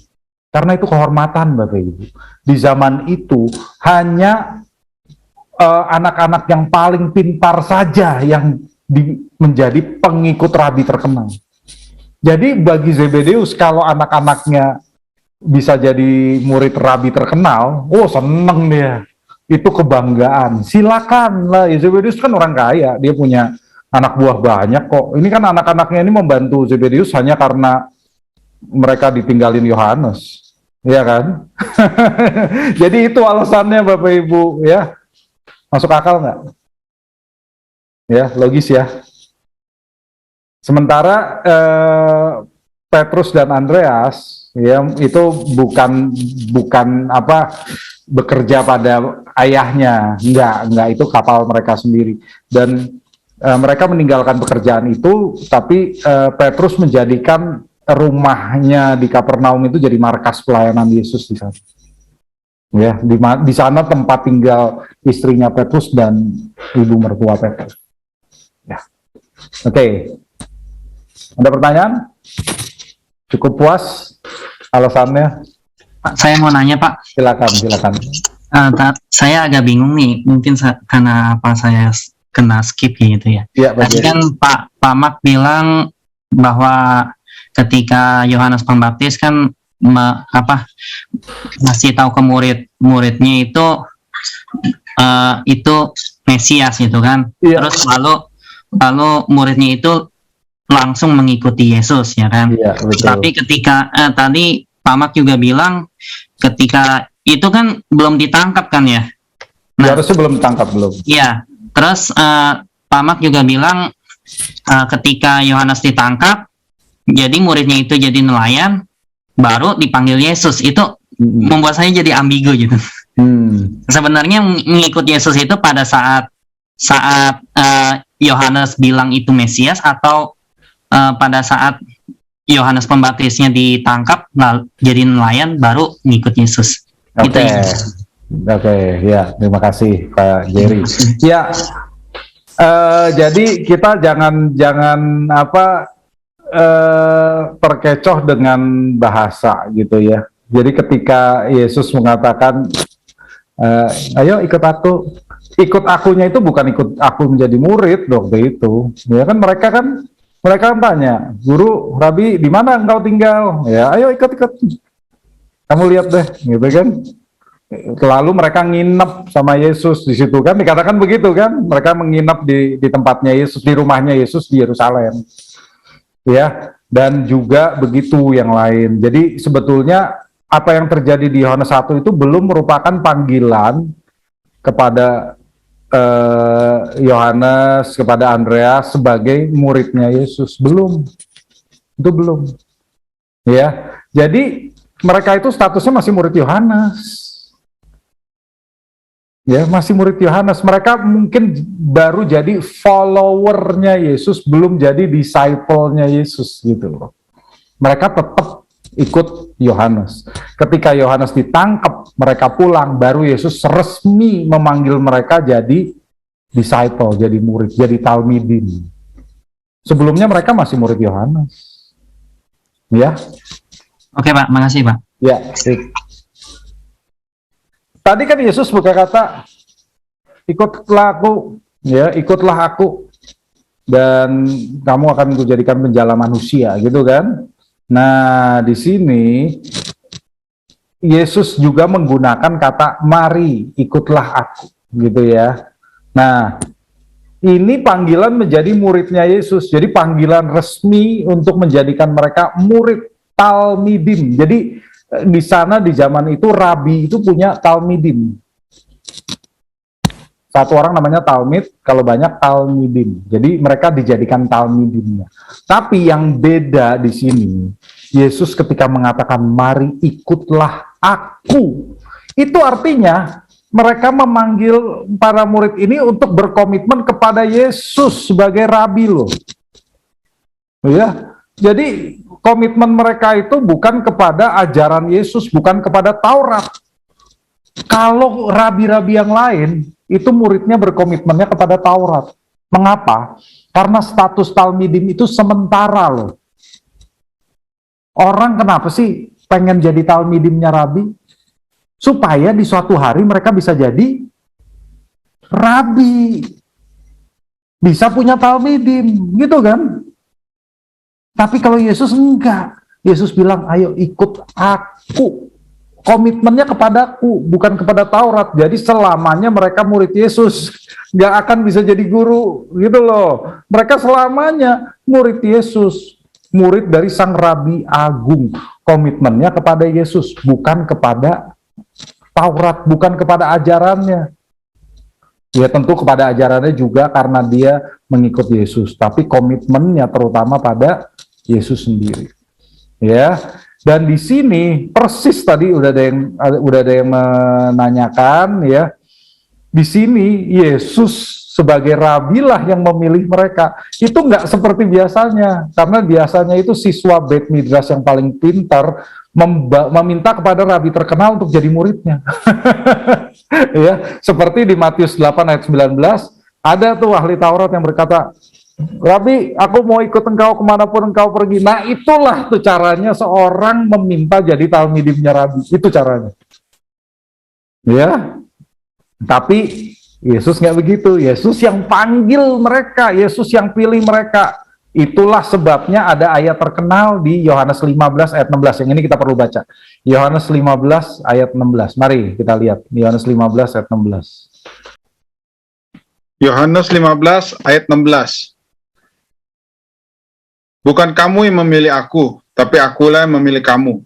Dan aku telah menetapkan kamu supaya kamu pergi dan menghasilkan buah. Dan buahmu itu tetap, supaya apa yang kamu minta kepada Bapa dalam namaku diberikannya kepadamu. Nah, ya Bapak Ibu, jadi jangan terlalu menafsirkan ayat ini secara universal. Seolah-olah semua orang percaya itu dipilih secara pribadi oleh Yesus, yang enggak. Yang dimaksud itu ini Bapak Ibu.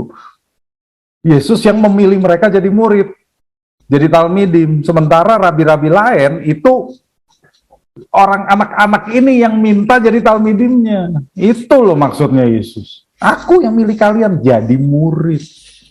Ya, jadi jangan terlalu menganggap ini Yesus memilih untuk keselamatan. Enggak, bukan. Yesus memilih mereka jadi murid, itu artinya. Ya. Dan di sini dikatakan Yesus memanggil mereka jadi penjala manusia. Jadi mereka tetap menjadi penjala, karena pekerjaan lamanya kan mereka penjala ikan, tapi mereka jadi penjala manusia. Maksudnya memenangkan jiwa bagi kerajaan Allah, baik orang Yahudi dan orang non-Yahudi. Baik, ada pertanyaan dulu? Maaf, Silakan. ya, curious aja Pak, itu di situ kan ditulis bahwa siswa Bet Midrash yang paling pintar Pak ya. Iya. Berarti saya assume berarti satu angkatan, satu Bet Midrash hanya satu dong Pak ya? Ya mungkin ya bisa jadi beberapa gitu. Karena kan mereka minta sama Rabi, seperti di Matius 8 ayat 19 kan. Rabi, aku mau ikut engkau kemanapun kau pergi gitu loh. Terserah Rabinya mau nerima atau enggak gitu. Oh, oke. Oke Pak, tinggi Pak.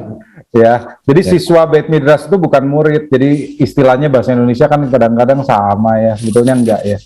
Jadi siswa Beit Midrash itu bukan muridnya Rabi. Muridnya Rabi itu dalam bahasa aslinya Talmidim gitu. Jadi beda. Ya, cuma dalam bahasa Indonesia kita kadang rancu aja lah. Gitu. Oke Pak, thank you Pak. Siap. Ya, silakan Bu Abigail. Ya Pak, melanjut yang tadi. Kan itu di Matius 8 ayat 19 dikatakan, lalu datanglah seorang ahli Taurat dan berkata kepadanya, Guru, aku akan mengikuti engkau. Nah, maksudnya di sini kapan sih dikatakan ahli Taurat, Pak? Apakah selesai Beit Midrash atau bagaimana? Terima kasih. Ya, thank you Bu Abigail. Ya, kalau ini mah mereka udah ahli Taurat loh sebetulnya loh. Udah seperti Rabi loh, tapi masih mau minta jadi muridnya Yesus gitu kan. Jadi mereka sendiri sebetulnya udah punya kapasitas Rabi, udah pinter. Ya, udah berpendidikan tinggi nih, tapi masih mau jadi murid, maksudnya begitu. Jadi orang ini udah pinter, udah sarjana, tapi Yesus datang dia mau ikut gitu. Ya, dengan motivasi yang belum tentu tulus, kan itu masalahnya. Ya. Ya, oke, terima kasih Pak. Ya. Baik, ada lagi? Pak, ya, silakan Derek. Berarti ini kalau bukan kamu yang memilih aku, tapi aku yang memilih kamu, ini bukan berarti salah satu dari predestinasi, Pak ya? Iya, bukan Pak. Berarti maksudnya ini untuk menjadi muridnya selamanya gitu, Pak ya? Iya, maksudnya bukan. Jadi maksudnya kan Yesus lagi bicara sama murid-muridnya kan. Bukan kamu yang pilih aku yang pilih kamu, gitu loh. Itu kan ini kan dalam suasana menjelang penyalipan kan. Jadi Yesus itu lagi mau memberikan penghiburan kepada mereka. Ya. Dan selama ini Pak, kalau kita pernah dengar khotbah-khotbah Pak ya, mau dikatakan itu bahwa lihatlah murid Yesus itu bodoh gitu ya, nggak sekolah, bahkan itu diambil dari kitab Kisah Para Rasul ketika ketika Petrus berbicara di Bait Allah Pak ya. Yeah. Dan siapa mereka ini kan mereka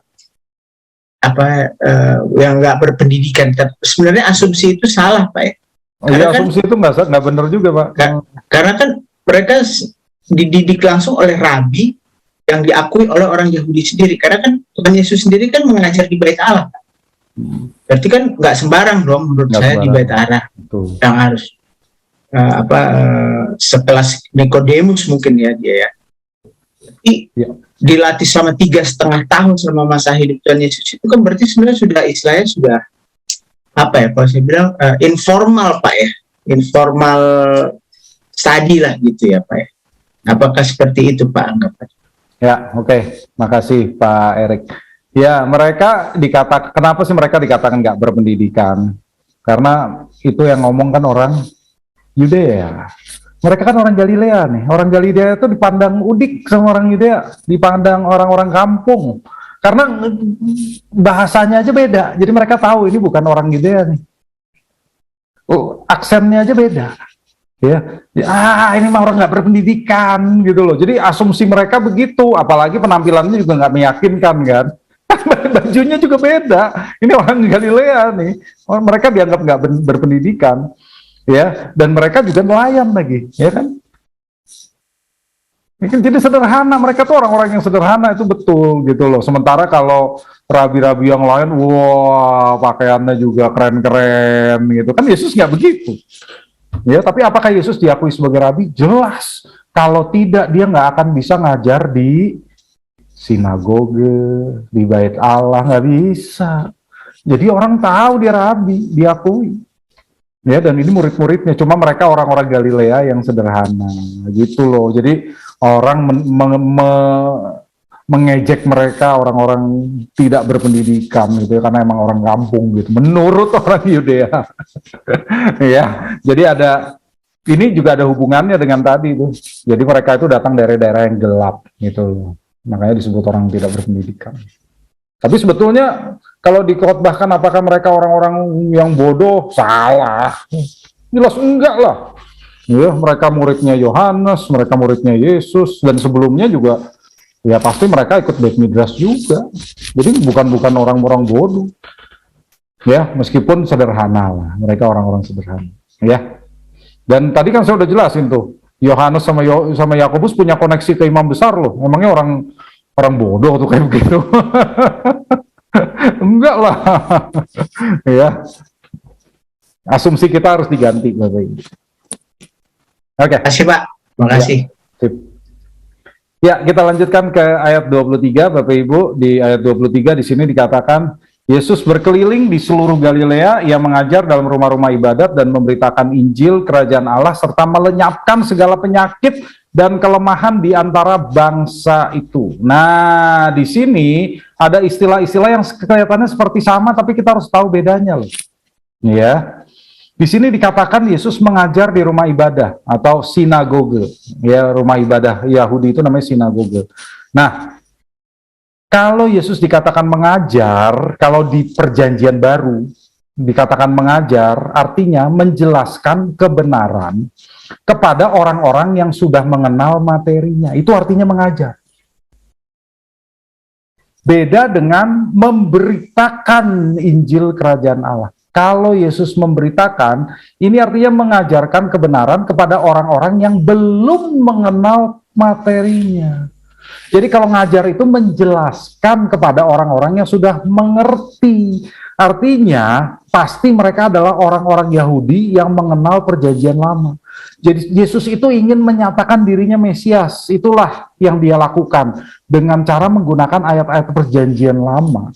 Dia ajar, dia jelaskan, dan dengan cara menjelaskan itu dia menunjukkan dirinya ini Mesias yang dinantikan. Itu mengajar. Tapi kalau memberitakan Injil ini kepada orang-orang non-Yahudi yang tidak mengenal Perjanjian Lama. Ya, jadi Yesus melayani semua. Tapi istilah mengajar dan memberitakan yang hampir mirip ini harus kita bedakan. Ya. Lalu melenyapkan. Nah, melenyapkan ini bukan melenyapkan segala penyakit, buktinya masih ada penyakit gitu ya. Maksudnya segala jenis penyakit dan kelemahan dari orang-orang yang datang kepada Yesus itu bisa dilenyapkan, bisa disembuhkan oleh Yesus. Ini membuktikan bahwa Yesus punya otoritas atas dunia dan membuktikan bahwa kerajaan Allah sudah datang. Ya. Waktu Yohanes Pembaptis bertanya gitu ya, Yesus, emang itu benar nggak sih engkau itu yang dinantikan itu atau bukan? Nah, Yesus pakai bukti ini, ya, bukti bahwa dia melenyapkan segala penyakit. Itulah bukti bahwa kerajaan Allah sudah datang dan dialah rajanya. Oke? Lalu ayat 24, maka tersiarlah berita tentang dia di seluruh Syria dan dibawalah kepadanya semua orang yang buruk keadaannya, yang menderita pelbagai penyakit dan sengsara, yang kerasukan, yang sakit ayam, dan yang lumpuh. Lalu Yesus menyembuhkan mereka. Nah, Bapak Ibu, saya juga ingin jelaskan mengapa istilah yang digunakan itu seperti itu. Ya, tapi sebelumnya kita lihat nih. Tersiarlah berita di Syria. Artinya apa? Ya, perhatikan Bapak Ibu. Ini kan Galilea nih. Syria itu di utaranya Galilea. Ya, sampai sekarang juga daerah ini disebut Syria ya. Syro Venesia. Nah, itu Syria itu di sana. Nah, jadi berita tentang Yesus itu mencapai utaranya Galilea, sampai ke luar negeri. Orang-orang di utara Galilea itu sampai dengar siapa itu Yesus. Ya, itu yang ingin disampaikan. Kemudian, mengapa dikatakan menderita berbagai penyakit dan sengsara, kerasukan, sakit ayam? Nah, itu ada alasannya Bapak Ibu. Alasannya adalah gini. Yesus bisa menyembuhkan yang menderita penyakit dan sengsara. Artinya penyakit fisik bisa dia sembuhkan. Lalu yang kerasukan, itu penyakit rohani. Karena dia dikuasai oleh roh-roh jahat. Lalu sakit ayan, ini sebetulnya penyakit jiwa. Jadi bukan sakit ayan seperti yang kita tahu, epilepsi ya. Bukan. Dalam bahasa aslinya, seleniazome. Artinya gila. Seleniazome artinya gila. Jadi sakit jiwa. Jadi Yesus itu berkuasa atas penyakit fisik, penyakit roh, penyakit jiwa. Itu semua dia sembuhkan. Itu artinya makanya disebutnya begitu. Lalu kenapa disebut lumpuh? Lumpuh itu tidak dapat bepergian, Bapak Ibu. Padahal di zaman ini kemampuan untuk berjalan itu sangat penting karena mereka kebanyakan kemana-mana jalan kaki. Ya, makanya lumpuh itu adalah suatu yang menyedihkan, ya, sesuatu yang menyusahkan orang dan tidak bisa berbuat apa-apa, itu berbahaya dan tidak enak di zaman itu. Karena itu lumpuh juga disebut. Ya. Oke, ada pertanyaan dari Bu Molly. Kira-kira dari segi mana Yesus memandang sehingga mengambil keputusan mengajak mereka jadi murid? Padahal Yesus juga baru mengenal mereka ya. Ya, oke. Ya, kalau Bu Molly, tadi seperti tadi kita lihat, Yesus sebetulnya sudah mengenal mereka. Ya, dari Yohanes kita tahu, Injil Yohanes, bahwa Yesus sudah mengenal keempat orang ini. Jadi ketika Yesus lagi berjalan di Kapernaum dan melihat mereka, Yesus manggil mereka. Dan kemudian kemungkinan juga Yesus tinggal di Kapernaum karena ingin mencari orang-orang ini. Karena Yesus tahu kan mereka itu orang Betsaida yang mencari makan di Kapernaum. Ya, Yesus kan orang Galilea juga, gitu. Dia nggak asing soalnya. Oke, ayat 15. Ayat 25, maaf, ayat 25. Maka orang banyak berbondong-bondong mengikuti dia. Mereka datang dari Galilea dan dari Dekapolis, dari Yerusalem dan dari Yudea dan dari seberang Yordan. Wah, hebat ini. Jadi begini, Bapak Ibu, kita harus lihat peta ini supaya kita mengerti apa yang dimaksudkan. Ya, jadi orang-orang itu datang dari wilayah-wilayah yang sebetulnya seluruh Israel, itulah maksudnya. Karena di sini dikatakan mereka datang dari Dekapolis, ini daerah Dekapolis nih. Sekarang itu daerah apa? Yordania. Ya. Ini isinya Dekapolis ini didiami oleh orang-orang non-Yahudi. Kemudian dari Yerusalem dan Yudea, nih Yudea di selatannya Galilea, ya. Ini didiami oleh orang-orang Yahudi. Dan di seberang Yordan itu daerah Perea yang sekarang juga menjadi wilayah Yordania. Ini juga didiami orang-orang Yahudi. Jadi seluruh Israel datang kepada Yesus. Yesus jadi terkenal. Jadi terkenal. Kecuali apa? Daerah mana? Samaria. Ya, kecuali daerah Samaria. Itu ya. Yesus terkenal sampai seluruh ini kecuali daerah Samaria. Dan kalau dikatakan mereka berbondong-bondong mengikuti Yesus, jangan heran dengan istilah mengikut. Di sini mereka bukan jadi murid, bukan jadi talmidimnya Yesus. Artinya mereka mengiringi perjalanan Yesus. Karena Yesus itu rabi keliling, maka orang-orang banyak ini ikut kemanapun Yesus pergi. Ya, Yesus ngajar, mereka duduk, gitu loh. Makanya kita tahu Yesus bisa mengajar 5.000 orang sekaligus, ya, sampai berhari-hari, ya kan? Dan mereka tidur di tempat terbuka. Kalau di Galilea bisa itu, karena cuacanya nyaman. Jadi orang mau tidur di padang terbuka juga nggak apa-apa. Gitu Bapak Ibu. Jadi mereka bukan jadi murid seperti Simon Petrus dan yang lain, ya. Mereka cuma jadi orang-orang yang mengiringi. Mereka jadi follower, bukan jadi disciple. Jadi jangan puas jadi follower, ya. Harus jadi disciple. Oke, kita selesaikan dengan aplikasi Dari sini apa yang kita pelajari Bapak Ibu? Di awal kita melihat bahwa Yesus adalah terang di tengah kegelapan. Ya, kita lihat bahwa Galilea itu tanah yang gelap. Galilea itu bukan tanah yang jahat loh, bukan. Ya, bukan.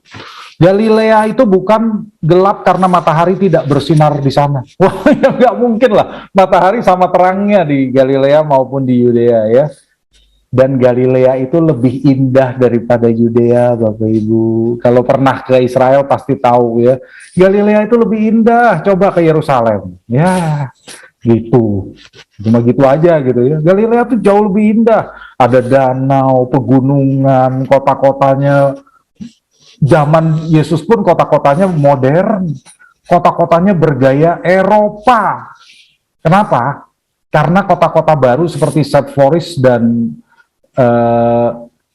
Tiberias itu kan baru didirikan tuh. Sepphoris rusak ya karena pemberontakan Yudas dari Galilea, hancur kotanya dibakar lalu didirikan kembali oleh Antipas. Dan Antipas itu mendirikan bangunan-bangunan gaya Eropa di sana. Jadi bagus sekali kota-kotanya, modern.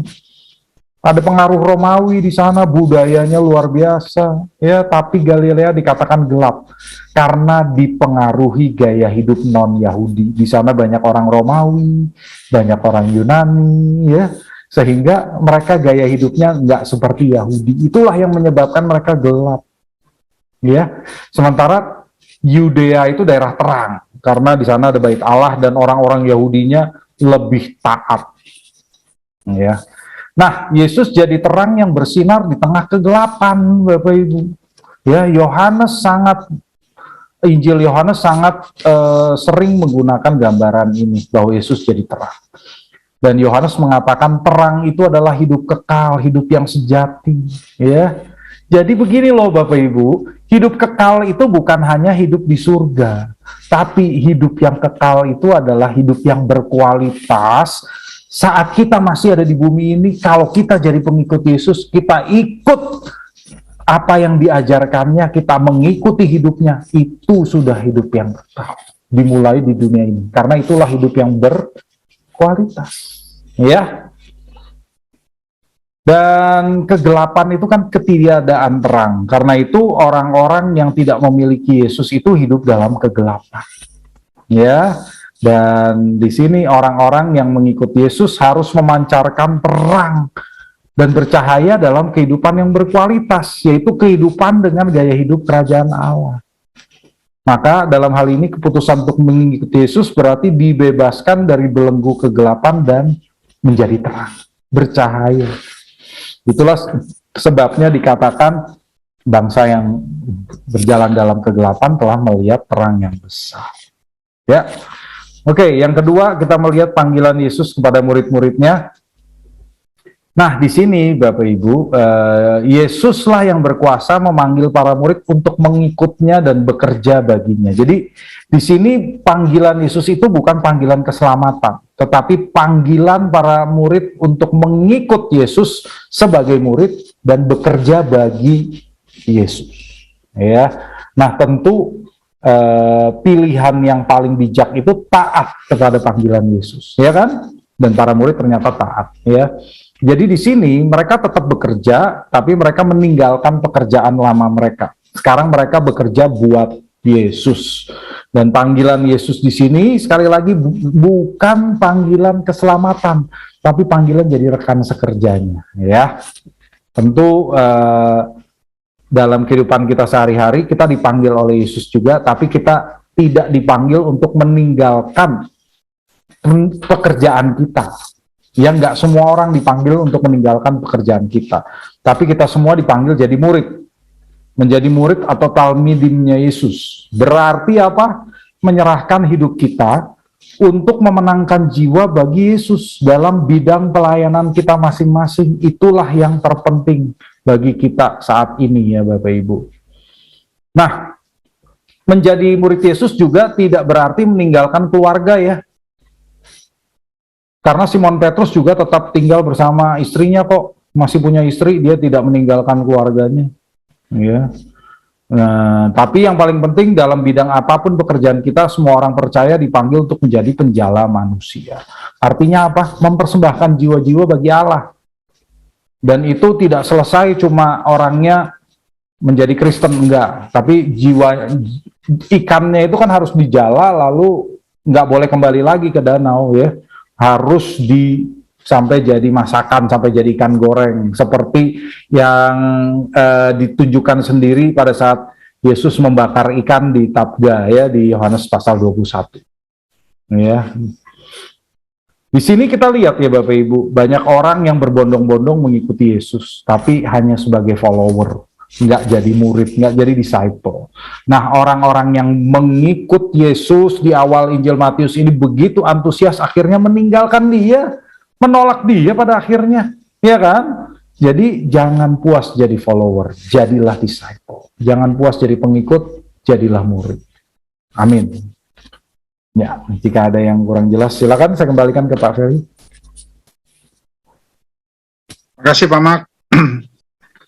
Bagaimana Bapak Ibu, ada yang mau ditanyakan mengenai murid-murid sama Tuhan Yesus? Pak Mak, tanya satu. Silakan. Terakhir, pada saat orang-orang yang berbondong-bondong mengikuti Yesus, karena saking terkenalnya Yesus kan mengikuti pengajarannya tuh seluruh wilayah. Ya. Nah, berapa lama dia mengikuti ajaran Tuhan Yesus pada saat itu, dan bagaimana ngatur konsumsinya, Pak Mak? Ya, seperti nanti kan kita lihat ya, ada beberapa kejadian di Galilea di mana Yesus harus memberi makan 5.000 orang, 4.000 orang, itu berarti mereka memang banyak ngikut Yesus, bisa sampai berhari-hari gitu loh. Ya, tapi kadang-kadang Yesusnya juga capek. Lalu Yesus capek, dia menyingkir bersama murid-muridnya, nyebrang gitu loh. Jadi ngatur konsumsinya bagaimana ya, dengan mujizat. Ya, karena mereka udah lama nggak makan ya, Yesus bikin mujizat. Oke, Pak Mak. Oke. Ya, Yesus nggak bikin mujizat buat diri sendiri ya, tapi kalau buat banyak orang dia buat. Ya, silakan yang lain. Ya, salam Pak Mak. Salam Pak. Mau nanya yang di ayat 23 itu. Ya. Kan di situ dikatakan Yesus pun berkeliling di seluruh Galilea, ia mengajar dalam rumah-rumah ibadat dan memberitakan Injil Kerajaan Allah. Iya. Yang saya mau tanyakan tadi kan kata Pak Mark, dia mengajar itu kalau tidak salah didakto ya, didakte dari didakte itu ya. Kemudian didasko itu. Dia dia mengajarkan tentang Taurat. Kemudian ketika dia memberitakan Injil, itu berarti dia memberikan pemahaman yang lain dari apa yang dijelaskan di Taurat itu ya. Karena dia semacam apa ya? Kan kalau lihat dari bahasa itunya kan seperti memproklamasikan siapa sesungguhnya dia. Kerikso, ya. Kerikso. Ya, seperti itu. Jadi mungkin jadi dia mengajar, setelah itu dia seperti berkhotbah ya, dalam tanda kutip. Mungkin seperti itu ya, metode pada waktu Yesus mengajar di rumah-rumah ibadat itu. Ya, oke, makasih Pak Edwin. Ya, jadi kita kembali lagi ke sini tuh. Jadi kalau menurut saya, mengajar itu artinya menjelaskan kebenaran buat orang-orang Yahudi. Jadi Yesus menjelaskan perjanjian lama, membuktikan dirinya Mesias dari ajarannya tersebut. Tapi kalau memberitakan kerajaan Allah, memberitakan Injil, itu menyatakan kebenaran kepada orang yang nggak ngerti perjanjian lama, yang tidak kenal perjanjian lama. Dengan kata lain ya, orang-orang non-Yahudi. Orang-orang non-Yahudi kan nggak ada di rumah ibadah, di sinagoge, ya. Makanya di situ dia mengajar dalam rumah ibadat. Tapi memberitakan Injil Kerajaan Allah itu bukan di rumah ibadat, jadi artinya di tempat umum dia memberitakan Injil, karena dia menyatakan dirinya Mesias bagi orang-orang yang nggak kenal perjanjian lama, begitu Pak itu. Oh iya, karena tiba-tiba saja saya teringat waktu Pak Mark bilang itu di ayat Matius 5 ayat 17 kan dia berkata bahwa jangan kamu menyangka bahwa aku datang menegakkan hukum Taurat, tetapi aku datang untuk menggenapinya. Mungkin di situ yang memberitakan itu. Saya tiba-tiba saja terlintas itu, Pak. Kalau ini masih mengajar masih mengajar. Oh, gitu ya. Kan kalau Yesus berkata, jangan kamu menyangka bahwa aku datang untuk meniadakan hukum Taurat, itu pasti kepada orang-orang Yahudi. Yahudi ya. Oh, oke. Iya, jadi dia menjelaskan, aku nggak meniadakan hukum Taurat kok, gitu loh ya. Iya, Jadi iya, kalian jangan kirain aku menghapus hukum Taurat, enggak. Nah itu artinya dia mengajar. Ya, karena itu kepada orang-orang yang sudah kenal hukum Taurat. Hukum Taurat ya. Ya. Oke, Pak Mak. Thank you. Mungkin ada lagi Bapak Ibu?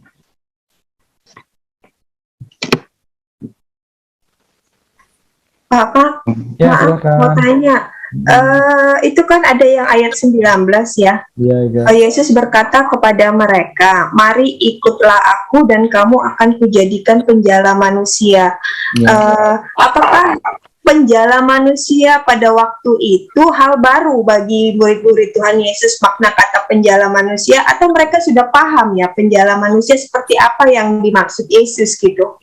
Oke. Ya, Ega. Makasih. Makasih pertanyaannya. Ya, di zaman itu sebetulnya ada istilah penjala hukum Taurat. Ya, penjala manusia mungkin baru ya, tapi para rabi itu sudah menggunakan istilah penjala hukum Taurat gitu loh. Jadi mereka itu mengikut menjadi murid yang belajar Taurat gitu. Tetapi Yesus pakai istilah yang agak beda, penjala manusia. Jadi yang dikatakan oleh Yesus itu, Yesus mau mereka memenangkan jiwa buat dia gitu loh. Ya. Jadi mereka yang mungkin mereka belum terlalu mengerti apa maksudnya Yesus, tapi mereka pasti mengerti bahwa Yesus itu mau mereka jadi bekerja untuk Yesus, untuk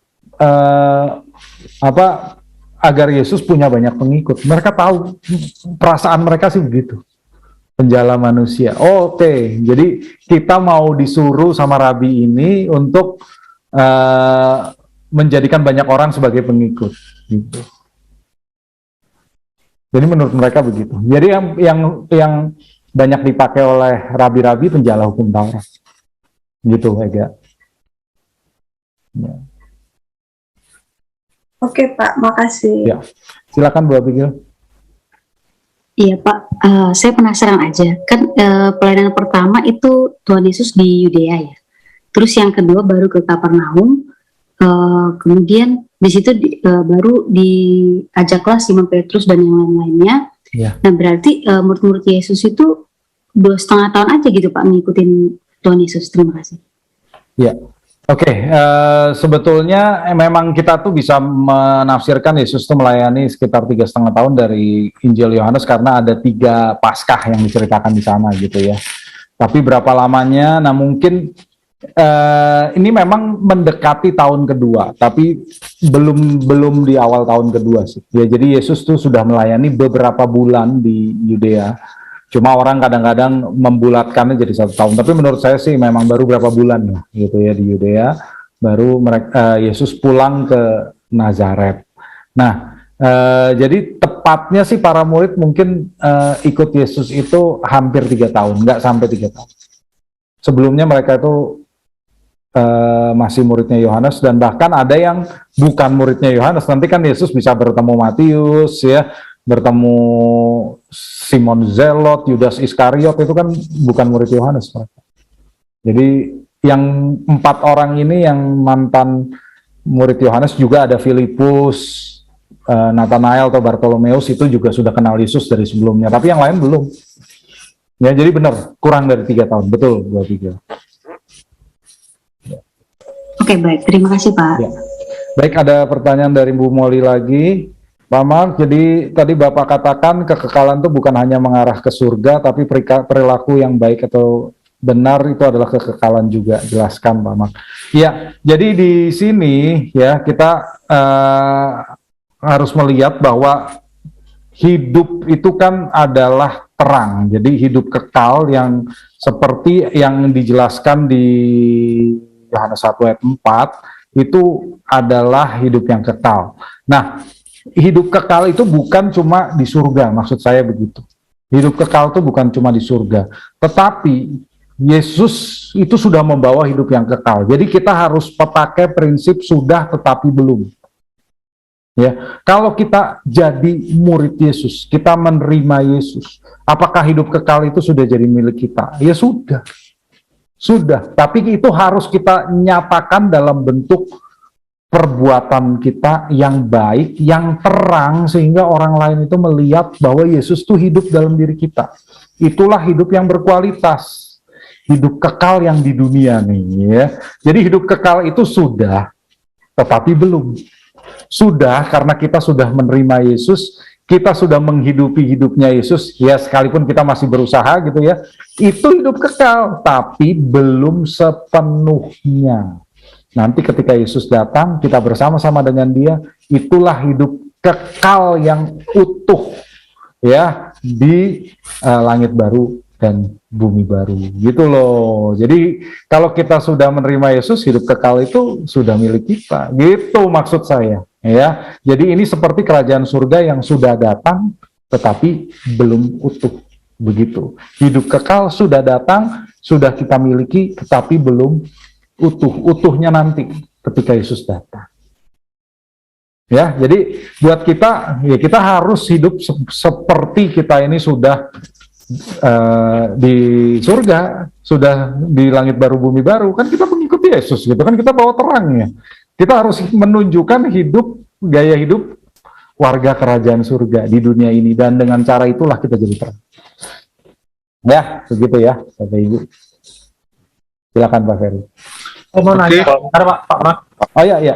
Satu lagi ya, terakhir ya. Ya, kalau yang golongan 12 murid ini kan dibilang Talmidim ya Pak Mak ya. Ya. Kalau yang nanti yang ke-70 murid itu apakah juga disebut Talmidim Pak Mak? Apakah itu cuma di follower benarnya Pak Mak? Iya, jadi ini kan 12 murid ini kan intinya gitu ya. Jadi murid-murid inti yang benar-benar Talmidim. Kalau yang 70 murid ya itu tetap murid juga, tetapi mereka kan nggak sepanjang hari bersama dengan Yesus ya. Jadi hanya 12 orang ini yang bersama dengan Yesus. Jadi buat istilah rabinya ya 12 orang ini saja yang jadi Talmidimnya. 70 itu murid-murid yang bukan sekedar follower, murid juga, tapi nggak sampai sedekat 12 orang itu. Dan mereka nggak 24 jam bersama Yesus kan. Kalau 12 orang ini kemanapun, 24 jam bersama Yesus. Ya. Oke, thank you Pak Mak. Ya, dan saya juga percaya ada perempuan-perempuannya juga yang ikut. Ya, meskipun nggak disebut karena orang Yahudi, ya nggak menyebutkan gitu. Ya, kalau di The Chosen, Maria Magdalena juga ikut kemana-mana. Ada beberapa perempuan yang lain yang ikut Yesus juga. Ya, cuma mereka nggak disebut Talmidim, nggak, karena di orang Yahudi kan nggak ada itu ya. Tapi mereka ikut juga kemana Yesus pergi, mereka ikut. Gitu. Pak Mak, satu lagi Ya, nanya. oke. Ya, gimana? Untuk pemilihan murid-murid ini, Pak Mak, apakah itu ada dinubuatkan sebelumnya ya, Pak? Mengenai pemilihan murid-murid yang Tuhan pilih. Oh, maksudnya kenapa harus Simon, Andreas begitu? Dan juga jumlahnya, maksudnya murid-murid itu. Kalau jumlahnya sih, Yesus pasti ingin melambangkan 12 suku Israel. Kenapa dia pilihnya 12 ya? Dan juga jumlahnya itu harus lebih dari 10, karena dalam ibadah Yahudi itu kalau mereka mau berdoa sembahyang bersama itu minimal 10 orang laki-laki dewasa. Jadi kalau kurang dari 10 mereka nggak bisa berdoa bersama kalau orang Yahudi begitu. Oh. Ya, jadi pasti lebih dari 10. Kenapa Yesus pilih 12? Ya ada cadangan dong, kalau yang satu lagi pergi kemana. Ya kan? Oh begitu. Maksud saya kalau Tuhan harus punya murid-murid, itu apakah ada dinubuatkan nggak Pak Mat? Kelihatannya sih enggak. Perjanjian lama. Kelihatannya sih enggak, kelihatannya enggak. Okay, ya, cuma Tuhan ingin memakai mereka untuk meneruskan ajarannya. Ya. Oke, makasih Pak. Ya, Mega. Ya, silakan Pak Ferry. Oke. Pak, terakhir Pak. Oke. Ya, Pak Kun. Ya, Pak, ini yang Matius 4 ayat 23, itu kan tadi Bapak bilang pengajaran sama memberitakan Injil kan ada perbedaan. Iya. Tapi kalau dilihat kan rumah-rumah ibadat itu kan sinagog, Pak. Iya, tapi kan memberitakan Injilnya nggak di rumah ibadat, Pak. Mengajar dalam rumah ibadat, memberitakan Injil, gitu kan? Jadi nggak di rumah ibadat. Mengajar itu hanya mengajar di rumah ibadat. Tapi dalam terjemahan sih tulisnya cuma sinagog ya Pak, yang nggak ada yang tulis yang lain ya Pak. Iya, maksudnya kan mengajar dan memberitakan Injil kan. Mengajar dalam rumah ibadat dan memberitakan Injil. Gitu. Oh, iya. Ya, jadi memberitakan Injilnya di luar rumah ibadat maksudnya. Oke. Ya. Oke Pak, thank you Pak. Baik. Thank you. Terima kasih Bapak Ibu. Terima kasih juga Pak Mak atas apa yang sudah di-sharing hari ini, apa yang sudah kita bisa belajar sama-sama, makin mengerti. Mungkin Bapak Ibu bisa ikutin kelanjutannya lagi bulan depan.